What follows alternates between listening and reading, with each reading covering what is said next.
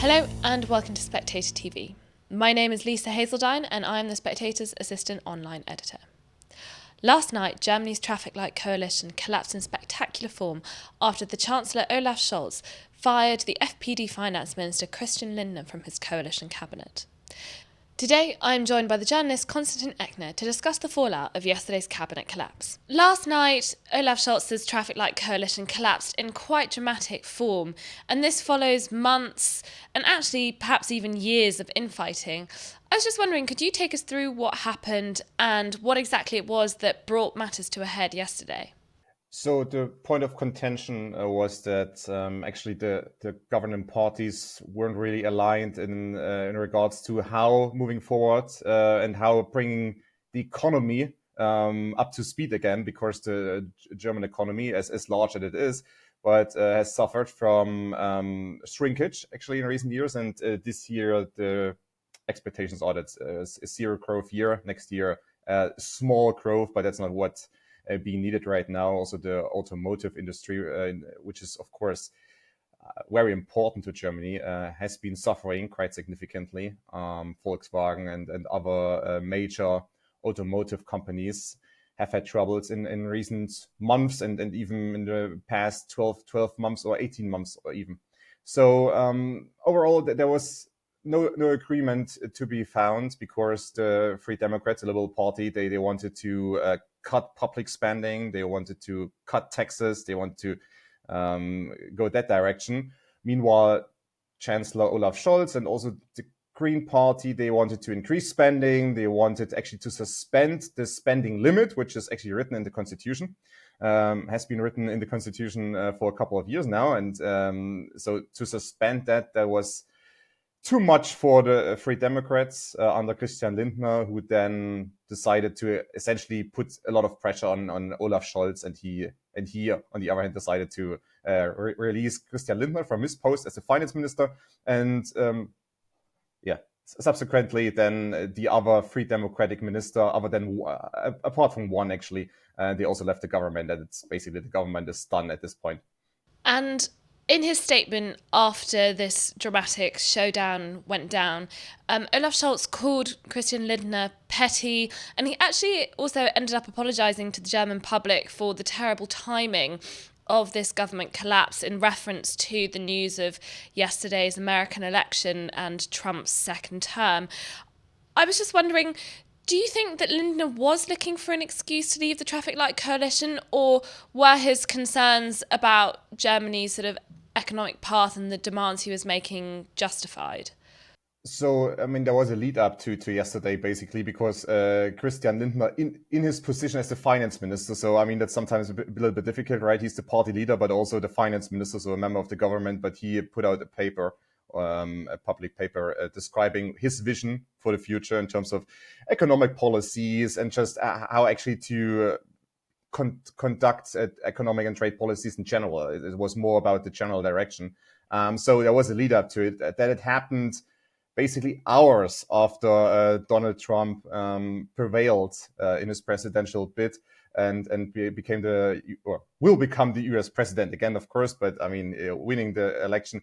Yeah, I mean, you could interpret it that there is a connection, but I don't really think so. I just think that tensions were on the rise for weeks and months, and the Free Democrats under Christian Lindner decided to pull out, basically. I mean, the little details or how they unfolded yesterday, I mean, that's one thing, but the main aim for the Free Democrats was to pull out, because also, I mean, apart from maybe fundamental disagreements in terms of economic policies, there are also underlying issues. There were free elections in three federal states in September, and the Free Democrats, the FDP, they didn't win a single seat in those three elections. The Green Party only won seats in Saxony in one state because they, on a slight margin, got above the 5% threshold. So you see that the governing parties are suffering, and the federal election was scheduled to be held in September 2025. And a lot of, especially Free Democratic politicians, believe that, all right, another year, basically, of this, and we are essentially done. And what did Germans think of what's been unfolding, are they sorry to see the traffic light coalition go, or are they also getting quite fed up with the state of politics at the moment? Looking at the polls right now, none of the current governing parties, if we include the Free Democrats, are likely to win many seats, basically. I mean, the Social Democrats will win some seats, but yeah, all of these three parties have been suffering in the polls, which is another indicator that just a lot of people are unhappy with Olaf Scholz' work, but just with the work of the government in general, because there was so much dissension and disagreement and nothing, or at least there was the appearance that nothing was getting done. I mean, of course, some things were brought forward, but in general, I mean, it's sometimes more about the public perception than what's actually happening inside the government rooms.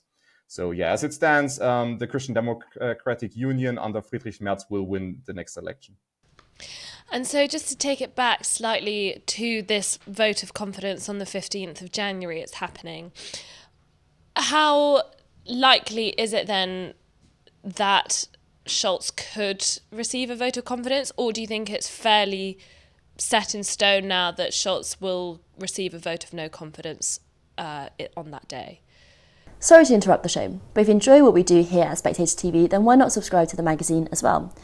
If you subscribe today, you get 12 weeks for just £12, plus a free £20 John Lewis and Waitrose gift card. You can sign up at spectator.co.uk/TV offer. So with the Free Democratic Party being out of the government, so he also has lost the majority in the German parliament. Of course, I mean, some members of the parliament could still vote for him, even from other parties. But right now, the Social Democrats and the Greens don't have a majority in the parliament. So you would have to get votes from other parties. But what's usually happening is when there is a vote of confidence in the German parliament is a way to actually call for elections earlier than scheduled, because there's no other way. You just can't say, all right, we do it earlier than scheduled. No, that's not possible, because there's a legislative period of 4 years and you have to obey to the rules. So that's why basically that's a kind of way to get out of a government and to actually call for elections. And that has been done in the past a couple of times when chancellors wanted to have a snap election instead of going on. It sounds worse than it is to lose a vote of confidence, because I mean, look at what's been happening. I mean, the government is kind of at an end point, and it doesn't have a majority in the parliament anymore. But of course, you can still sell that to the voters that it's actually the fault of others, not of your party. And is there a chance that these early elections could happen even earlier than March? For example, Christian Lindner is calling for them basically to be held, immediately in the new year.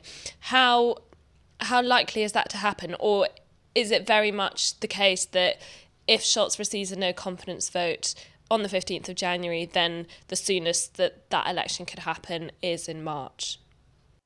Yeah, basically. I mean, you can, I think, a week here and there that's possible to maybe do it even earlier, but that's basically the plan right now. Because to actually call for elections even earlier than that, I mean, there's no majority in the parliament to actually bring that forward.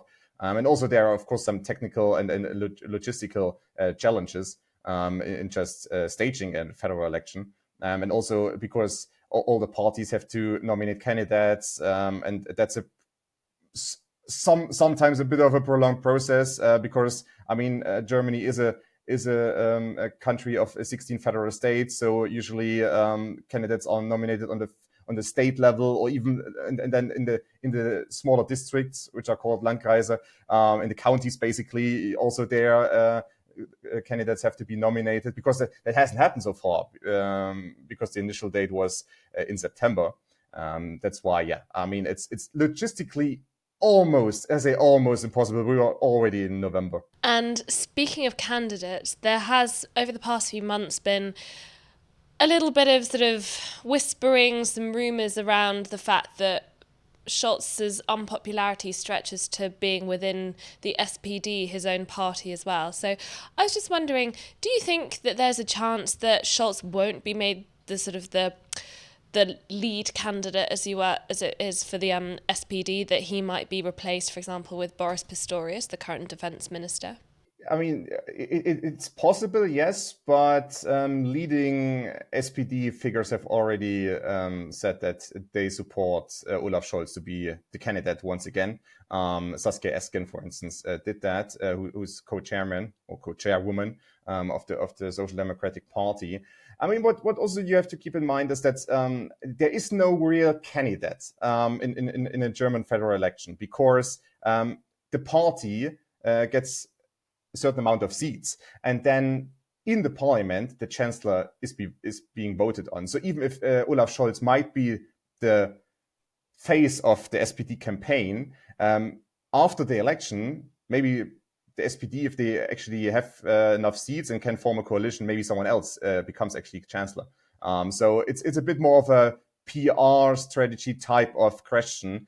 Same with Friedrich Merz, who is, of course, the conservative leader right now. And if the CDU wins the election, I mean, 99.9% chance is that actually Friedrich Merz will become chancellor if the CDU is able to form a coalition, because none of the parties have any chance to get a majority of 50% or more. So yeah, that's why I think right now Olaf Scholz will be the kind of the candidate and face of the SPD campaign moving forward. But of course, there are also some within the party who are not really happy with him, because kind of they think he has shown a lack of charisma and also leadership qualities, because at some points during his tenure, he didn't really step up when it was needed. He was kind of hiding sometimes in Berlin, basically. And my final question to you is, of course, calling an early election allows parties such as the Alternative für Deutschland, the right-wing AfD, and also the Bündnis Sarah Wagenknecht, the BSW, the sort of the more far-left parties, to really capitalise on the success that they had in the autumn, so earlier in the autumn, in the state elections in September. I was just wondering if you're brave enough to... Do you have any thoughts or predictions on how they might fare in the coming months then, in the run-up to an election? I mean, Alternative for Germany or Alternative for Deutschland, they will do fairly well. There's still a bit of a question how strong they are in some of the Western German states, in basically the old country, right, before the German unification. They are very strong in all of the Eastern German states. That's why at the recent state elections, all of them were held in Eastern Germany. They got 30% plus.